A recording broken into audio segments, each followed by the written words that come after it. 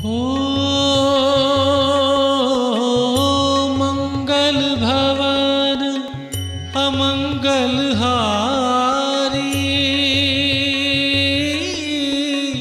द्रवहु सुदशरथ अजर बिहारी। राम सिया राम जय जय राम।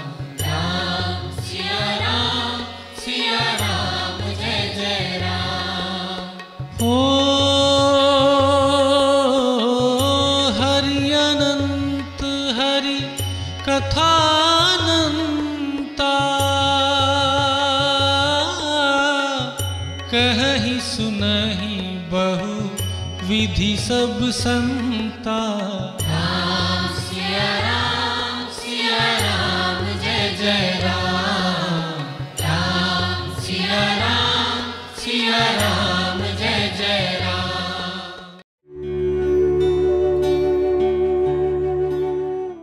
प्रसीदेच्छामि तेरण्यं भवितुं प्रत्यनन्तरः, प्रीत्याभिहितमिच्छामि भव मे प्रत्यनन्तरः। वनवासे क्षयं प्राप्ते ममैष हि मनोरथः, यदनेन रथेनैव त्वां वहेयं पुरीं पुनः। एवं बहुविधं दीनं याच्यमानं पुनः पुनः, रामो भृत्यानुकम्पितो सुमन्त्रमिदमब्रवीत्।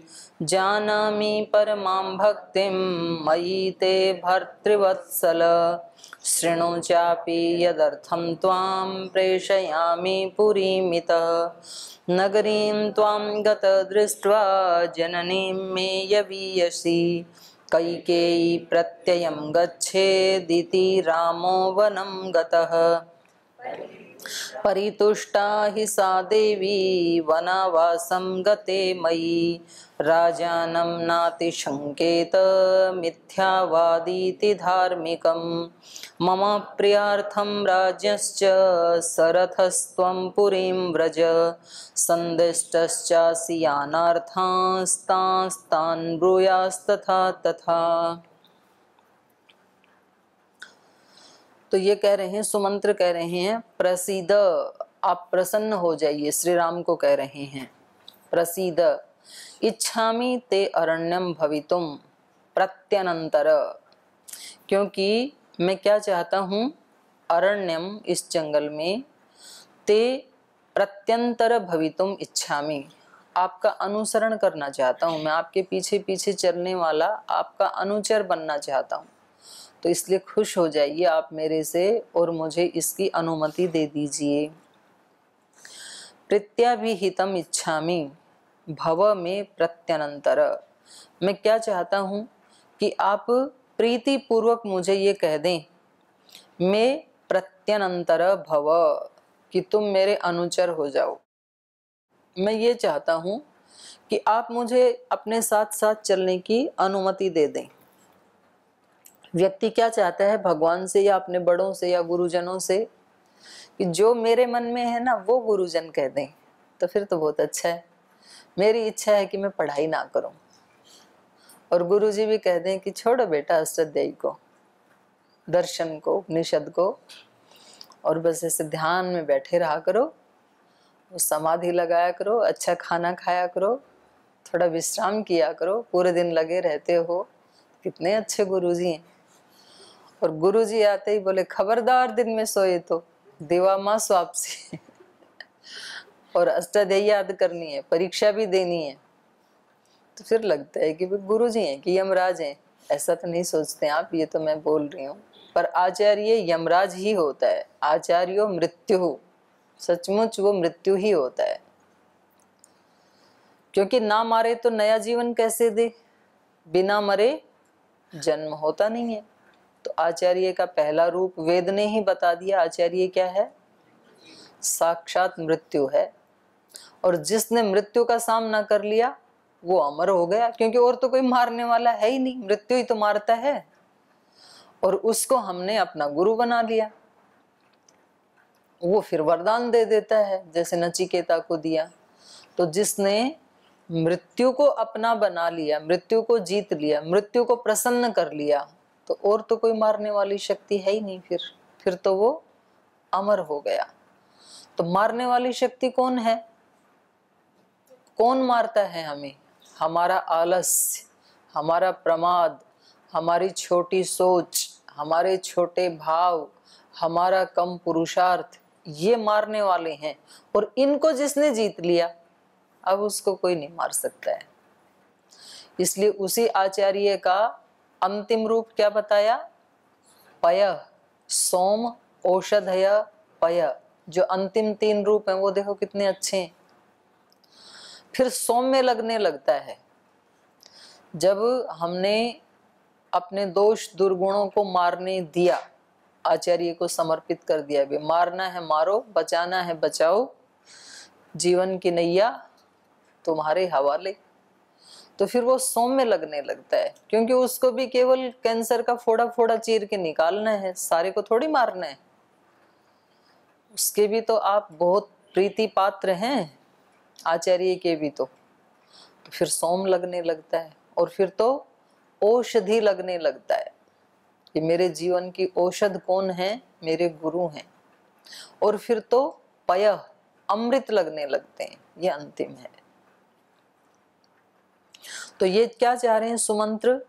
बोले मैं ये चाहता हूं कि जैसे मैं कह रहा हूं वैसे ही आप भी प्रीति पूर्वक मुझे ये कह दें, भव में प्रत्यंतर, आप मेरे अनुचर बन जाएं, ऐसा मैं चाहता हूं। तो आप मेरे को कह दो कि मैं भी आपके साथ चलूं। क्योंकि कई बार व्यक्ति की इच्छा क्या होती है, हमारा दिमाग क्या कहता है कि देखो ठीक तो यही है, ऐसा करना ही, पर यदि आप अनुमति नहीं देंगे तो इतनी हिम्मत भी नहीं है कि आचार्य की आज्ञा के विरुद्ध भाई मुझे तो ये करना ही है। ये भी हिम्मत नहीं है कि भाई बिना आज्ञा के जाऊंगा तो फिर मन दुखी होता रहेगा। पर इच्छा ये है कि नीलकंठ में जाके समाधि लगाऊं, पढ़ाई ना करूं। तो फिर क्या लगता है उसको कि जी आप मेरे को अनुमति दे दो ना, तो फिर मैं निश्चिंत होके वहां जाके समाधि लगा लूंगा। तो ऐसी हम सब की इच्छा होती है। तो ऐसे सुमंत्र कह रहे हैं कि आप कह देंगे तो फिर मेरे को आपके पीछे चलने में कोई कष्ट नहीं होगा। लेकिन यदि आप नहीं कहेंगे तो बिना कहे यदि मैं आपके पीछे चलूंगा तो मुझे ये लगेगा कि मैंने आज्ञा पालन नहीं किया। और यदि मैं अयोध्या जाऊंगा तो मैं आपसे दूर रह नहीं सकता हूँ। तो ये चित्त की स्थिति हम सब की होती है। किसी न किसी समय में हमें लगता है कि भाई ये पढ़ाई लिखाई हमें कहीं काम आने वाली नहीं है, क्योंकि हमारा तो जीवन ही भक्ति का है, सेवा समर्पण का है। और फिर भी ये लोग हमें लगा रहे हैं। तो कई बार हमें लगता है कि समझ तो मेरी ही ठीक है, कि पढ़ाई का कोई औचित्य है ही नहीं मेरे लिए। मुझे पता है ना कि मेरा जीवन का लक्ष्य भगवान को पाना है, ऐसे हमें लगता है। पर अब इन गुरुजनों को कौन समझाए? ये कहते हैं पढ़ाई करो, परीक्षा दो, और हमें पता है कि हमें उस डिग्री से कुछ लेना देना नहीं है। लेकिन इतनी भी हमारी हिम्मत नहीं है कि इनकी अवहेलना करके और हम विद्रोह कर दें कि नहीं, इतनी भी नहीं है। तो इच्छा ये होती है कि ये ही हमें ऐसे कह दें कि आप ऐसा कर लो। लेकिन राम ने कहा नहीं, और आपको भी आपके गुरु कहते हैं नहीं। राम ने भी नहीं कहा कि ठीक है पीछे पीछे चलो, क्या दिक्कत है, बहुत लोग हैं वहां पर। तो अयोध्या में तो यहाँ भी आपके गुरुजी कहते नहीं है कि ठीक है डिग्री वाले बहुत लोग हैं, छोड़ो आप, ऐसे नहीं कहते हैं। तो वो समझा रहे हैं फिर, वनवासे क्षयं प्राप्ते ममैष हि मनोरथः यदनेन रथेनैव त्वां वहेयं पुरीं पुनः। वनवास से क्षयं प्राप्ते, जब वनवास का क्षय हो जाएगा तब मम एष ही मनोरथ है, यही मेरा मनोरथ है कि जब वनवास की अवधि समाप्त हो जाएगी, 14 वर्ष बीत जाएंगे, तब अनेन रथेन एव, इसी रथ से, त्वाम पुरीम पुनः वहेयम, फिर इसी रथ पे बिठा के आपको वापस अयोध्या ले चलूंगा। तो सब देख करके खुश हो जाएंगे। और मैं भी बताऊंगा कि देखो मैं राम को इस रथ पे लेके गया था, वापस ले आया ना। तो ऐसे व्यक्ति अपनी ही भावनाओं के भवन बनाता रहता है कि ऐसा हो जाएगा, मैं वहां जाऊंगा नीलकंठ में और वहां जाके समाधि लगाऊंगा, फिर 4 भुजाओं वाले भगवान मेरे सामने प्रकट हो जाएंगे, फिर वो मेरे को वरदान देंगे, मांगो क्या मांगना है, क्योंकि वो देख रखे हैं सीरियल आदि में, टीवी में। फिर मैं कहूँगा कि मेरे को ऐसी ऐसी शक्ति दो, मैं सेवा करूं, फिर मैं आके गुरु को बताऊंगा, फिर मेरे गुरु खुश हो जाएंगे, फिर मैं लाखों लोगों का कल्याण करूंगा, फिर मैं सेवा करूंगा। ऐसे तो सपने बनाता है व्यक्ति, ऐसे सुमंत्र ने बना लिए। तो कुछ हंस रहे हैं, जबल जी तो हमने बना रखे थे, आपने तो हमारे सपने बता दिए। तो इतना तो पता ही है, मैं आपके बीच में रहती हूँ तो आपके चित्त की स्थिति का थोड़ा बहुत तो अंदाजा है ही।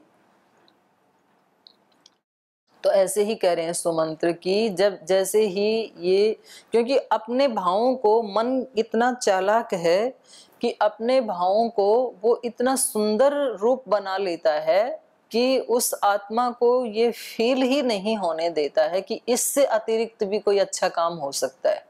जब जो जिस काम को करता है वो कहता है यही उचित है, मन इतना चालाक है।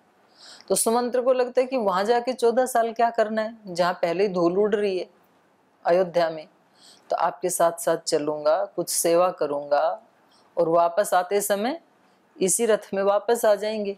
पर ये तो नहीं पता ना कि और 14 साल में क्या क्या घटित होना है। उसको तो क्या लगता है कि बस ऐसे ही घूमना है जंगल में, कितने असुर मिलेंगे, राक्षस मिलेंगे, क्या क्या परिस्थितियां बनेंगी, कैसे जाएंगे। तेरे मन कुछ और है, साईं के कुछ और। हम तो अपने इस वर्तमान के ज्ञान के अनुसार सपने बना रहे हैं, लेकिन पीछे का कर्माशय क्या है, आगे का ये कर्म कहाँ लेके जाएगा, ये हमें थोड़ी पता है। तो इसलिए व्यक्ति को एक एक दिन जी जान से अपने कर्तव्य का पालन करना चाहिए, बस फिर जो होगा वो शुभ ही होगा। पता नहीं होता है, वो अपने आप ही क्या परिस्थितियां बनेंगी। मैं सच्ची बता रही हूँ आपको, हाँ 97-8 में मैंने एमए किया था गुरुकुल कांगड़ी से, और तब दिव्य योग मंदिर में रहते थे और 20-25 विद्यार्थी थे। बहन तो मैं अकेली ही थी, भाई थे और बाकी सब। और उस समय श्रद्धेय स्वामी जी, आचार्य जी जैसे सुबह तो यज्ञ होता था, शाम को संध्या करते थे केवल। तो सुबह ये नियम था कि यज्ञ के बाद स्वामी जी थोड़ा सा प्रवचन करते थे, कुछ समझाते थे, और शाम को संध्या के समय भी समझाते थे। तो कभी सपने में भी ये नहीं सोचा था कि कभी पतंजलि का इतना विराट रूप भी होगा। बिल्कुल कभी भी मन में नहीं आता था। मैं तो खुद ही उसकी साक्षी हूँ, मेरे भी नहीं आता था और किसी को भी नहीं था, स्वामी जी को भी नहीं पता था, आचार्य जी को भी नहीं पता था। लेकिन उस दिन का क्या क्या काम करना है उसकी प्लान जरूर होती थी। आज किस किस को क्या काम करना है, भाई ये यूनिवर्सिटी जाएंगे, ये अपनी कक्षा में जाएंगे, हम वहाँ पर गंगा के किनारे जाएंगे, जड़ी बूटी उखाड़ के लाएंगे, मुझे उस वैद्य से मिलने जाना है। आचार्य जी ऐसे बोलते थे, स्वामी जी बोलते थे मुझे वहाँ उसका संस्कार करने जाना है, वहाँ प्रवचन। सबके अपने अपने काम नियत होते थे। और फिर शाम को फिर संध्या के समय सब अपना थोड़ा बताते थे, आज हम वहाँ गए, इतना अच्छा अनुभव रहा।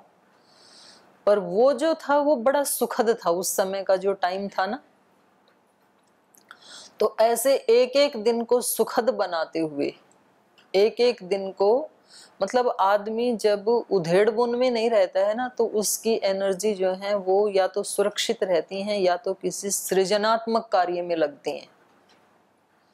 तो एक एक दिन व्यक्ति को ऐसा बनाना चाहिए, जैसे आप सब यहाँ रहते हैं तो अपने इस गुरुकुल के माहौल को ऐसा बनाएं कि एक व्यक्ति की भी, एक सन्यासी ब्रह्मचारी की भी एनर्जी कहीं उधेड़ बुन में, कहीं चिंता में, तनाव में व्यर्थ ना हो।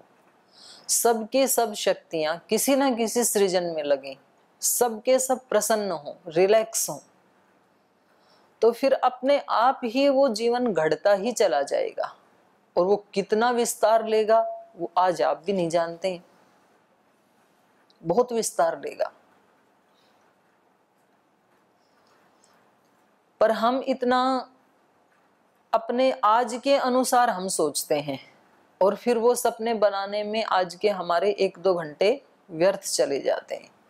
इसलिए सपने नहीं, आज के जीवन को सार्थक करना है, सपनों में ज्यादा टाइम नहीं लगाना। आज आपके क्या क्या कर्तव्य कर्म है उसको पूरे आनंद के साथ, पूरी प्रामाणिकता के साथ, उसको जागरूक होते हुए उसको जीना है। मानो कि आज ही अंतिम दिन है जीवन का, तो जैसे अच्छा जीवन जीना है आज ही जी लो। तो महाराज जी बोलते हैं ना, एक एक दिन एक जिंदगी के बराबर। आगे के सपने मत बनाओ कि वहां जाके आनंद लूंगा, वहां जाके समाधि लगाऊंगा, वहां जाके भगवान से संपर्क बनाऊंगा। आज ही बना लो। और भगवान से संपर्क होने के बाद आप कैसे जियोगे, आज ही जी लो, वैसे ही जी लो। आज समझ लो हो ही गया, हो ही रखा है, समझ लो क्या। तो ये ऐसे बना रहे हैं सुमंत्र कि फिर मैं ये 14 वर्ष पूरे होने के बाद आपको इसी रथ में बिठा करके ले जाऊंगा। एवं बहुविधम दीनम याचमानम पुनः पुनः रामो भृत्यानुकंपितो सुमंत्रम मिदम अब्रवीत। तो इस प्रकार से पुनः पुनः याचमानम दीनम, बोले आपने तो याचना करने पर लक्ष्मण को भी अनुमति दे दी थी, सीता माता को भी अनुमति देती थी, तो मैं भी तो याचना कर रहा हूं, तो मुझे भी अनुमति दे दो। एक व्यक्ति और आपके साथ चल लेगा तो इसमें कौन सा फर्क पड़ जाएगा, बाकी 2 को भी तो अनुमति दी ही है आपने।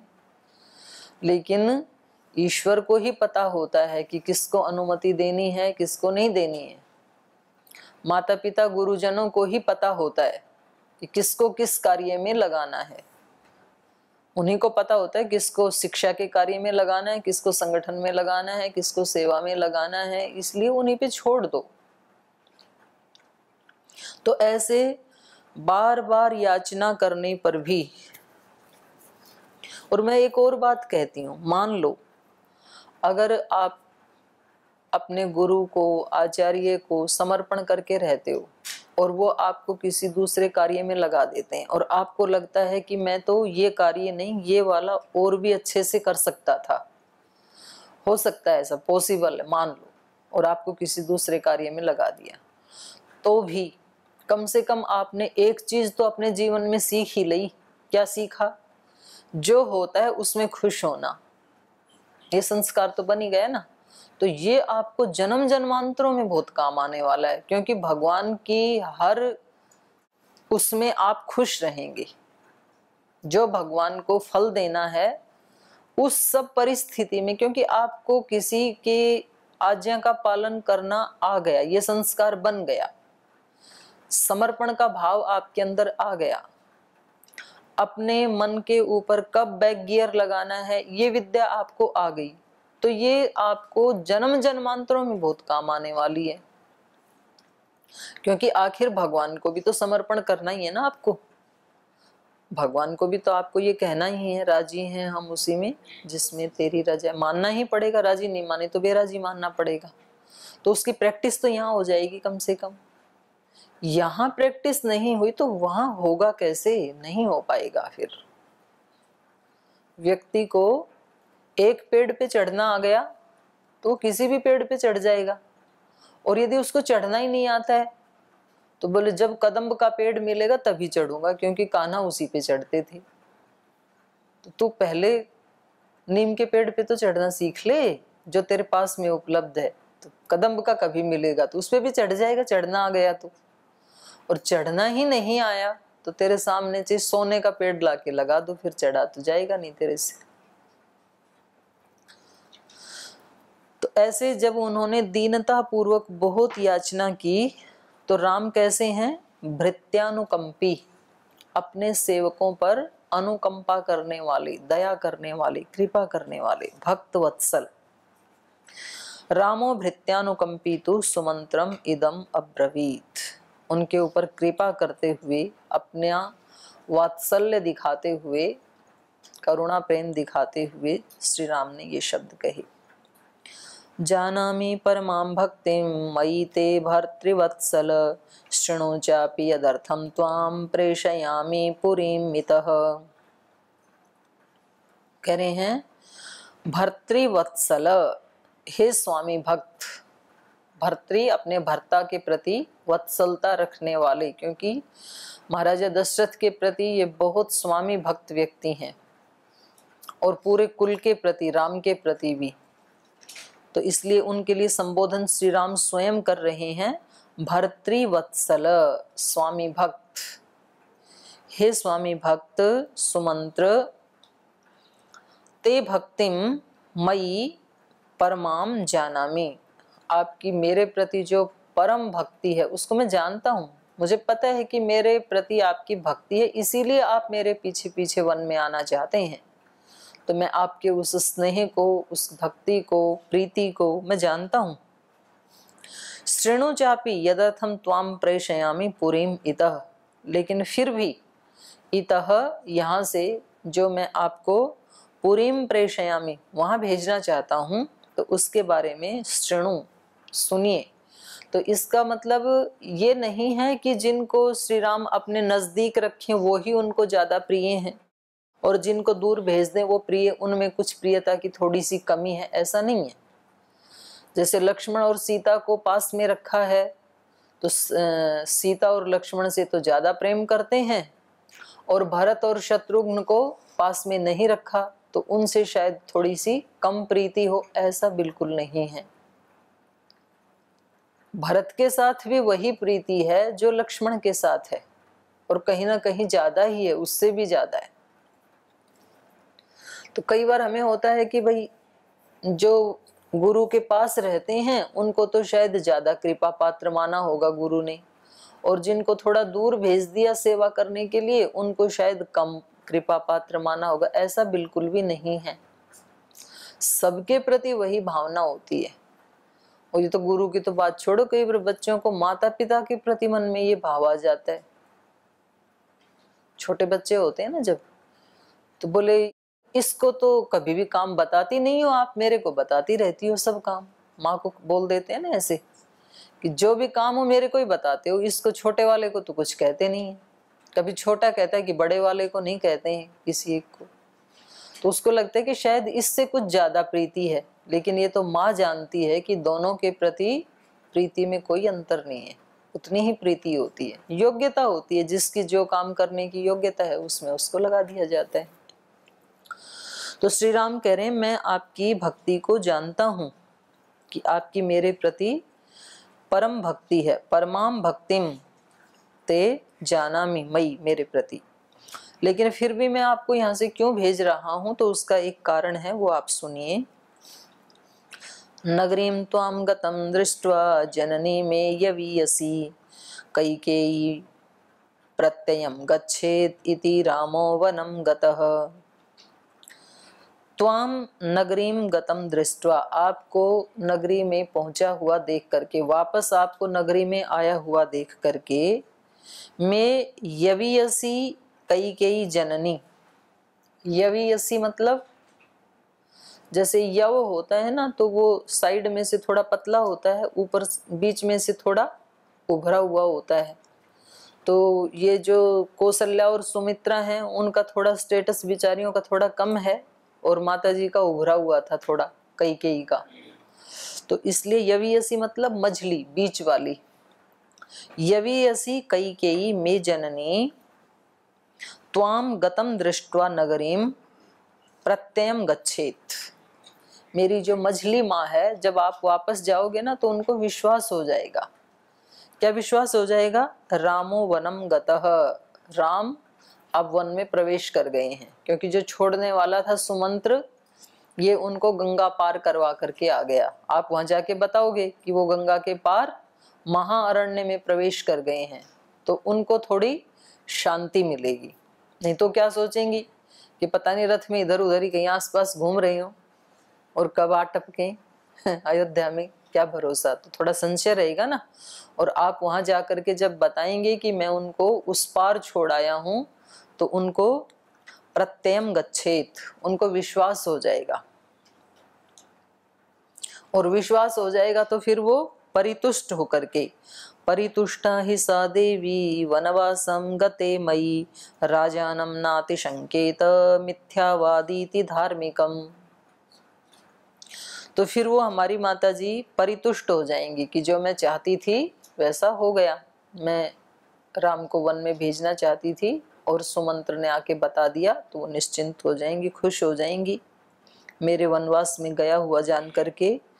राजानम नातिशंकेत, तो फिर वो राजा के ऊपर शंका नहीं करेंगी। मिथ्यावादी इति धार्मिकम, वो धार्मिक ही मानेंगी मेरे पिता को, उनको मिथ्यावादी नहीं मानेंगी, क्योंकि जो उन्होंने कहा था अब वैसा ही हो गया, तो शायद पिता को भी संभाल लेंगी वो।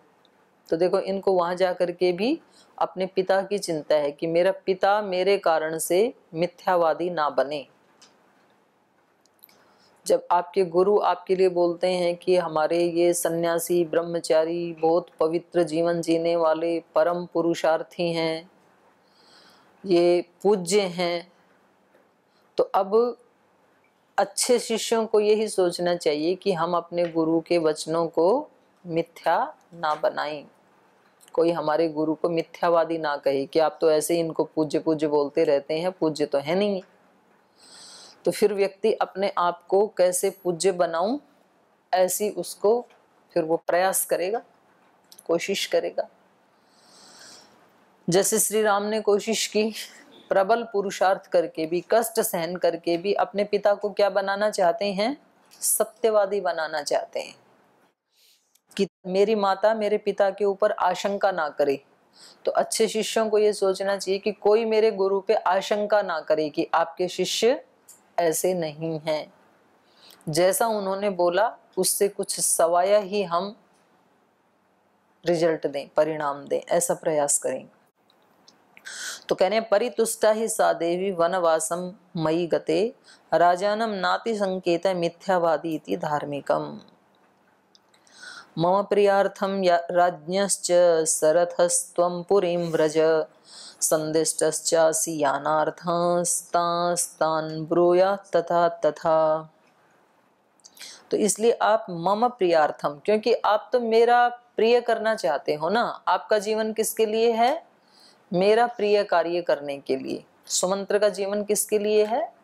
भगवान का प्रिय कार्य करने के लिए। वनवास में भी तो भगवान की प्रियता के लिए जा रहे हैं। तो कहा मम प्रियार्थम, हम ये कहते हैं जी हम तो ये आपकी खुशी के लिए ही कर रहे हैं। तो भाई अगले से भी तो पूछ लो, आपके ऐसा करने से उसको खुशी मिल रही है कि नहीं मिल रही है। मतलब उसकी खुशी के लिए करे, ऐसा तो बोलते हैं लेकिन होता अपनी ही खुशी के लिए है। बोल जी हम तो ये आपकी खुशी के लिए करना चाह रहे थे, आपकी प्रसन्नता के लिए। तो ये कह रहे हैं कि मेरी प्रसन्नता के लिए, मुझे पता है कि आप मेरे प्रति परम भक्ति रखते हैं, तो मेरी प्रसन्नता के लिए सरथस्त्वं पुरीं व्रज, आप रथ सहित पुरी में जाओ और संदिष्टश्चासि, जो जो आपको संदेश दिए गए हैं, यानार्थम जिस जिस के लिए, तान तान ब्रूयाः तथा तथा, उन उनको वैसे वैसे ही संदेश देना। पिता के लिए, माता के लिए, नगरवासियों के लिए, जो जो हमने आपको संदेश दिए हैं वहां जाकर के वैसे वैसे ही उनको बताना। इसी से मेरी प्रियता है, इसी में मेरी खुशी है, तो मेरी खुशी के लिए चले जाओ, आप अपनी खुशी के लिए मत जाओ। तो शेष कल पढ़ेंगे, आज यहीं विराम लेते हैं।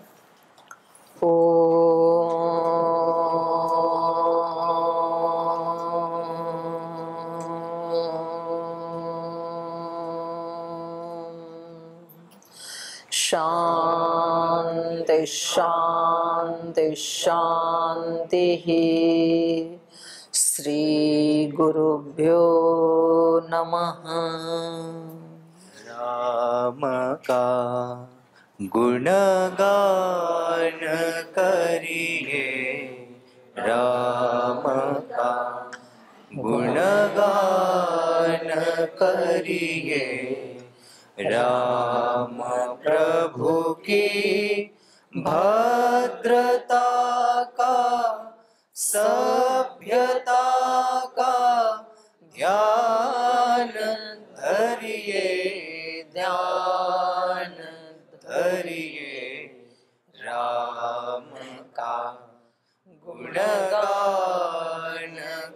करिए, राम का गुणगान करिए।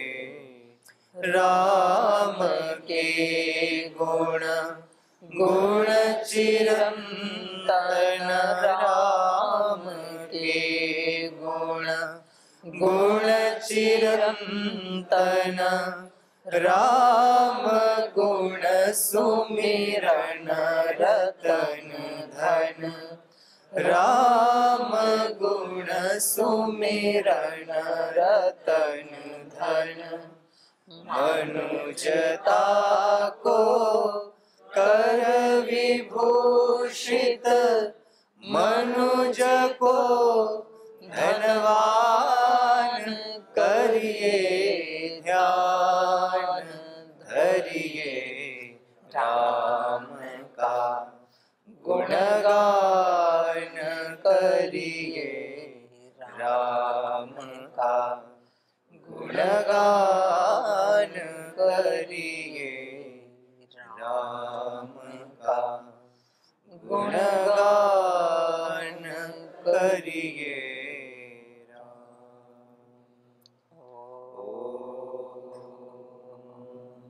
श्री गुरुभ्यो नमः।